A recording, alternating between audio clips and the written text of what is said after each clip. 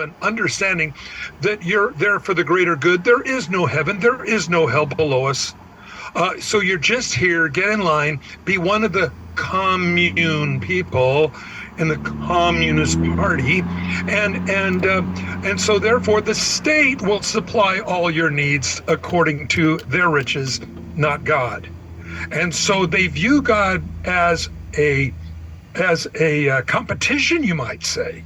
And so this is why China and the communist countries are closed to the gospel. Why even now Russia is jamming many of the shortwave broadcasts into Russia so people can hear what's going on.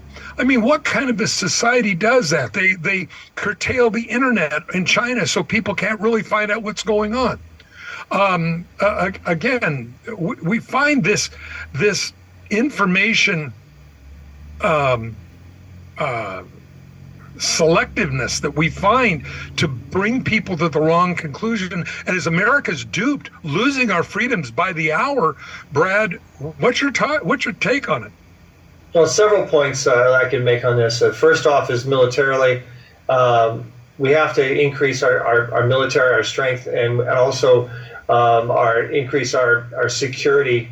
Right now, China, they don't invent weapons. They just steal ours and copy ours. Mm-hmm. Espionage. So we need tighter espionage regulations and regulations of those who are being allowed to have access to military secrets, including the private sector.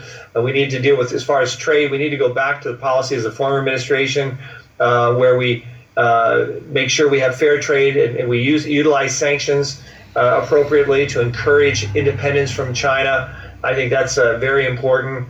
We need to also analyze our universities, and we need to expose and bring to the surface those that are taking money from communist China, and like the University of Pennsylvania, where the Chinese give lots of money, and lo and behold, that happens to be where Biden has his political machine there. It's just assumed by many that it's probably been made accessible to the Chinese and information. That's where classified documents were found. So there's a lot we need to do also with regard to economic investment in the United States. The Chinese own over 300,000 acres of farmland in the United States and growing. That's a direct threat on our own economic independence and subsistence, for that matter. So there's so much that we need to do. We need definitely decisive, strong leadership.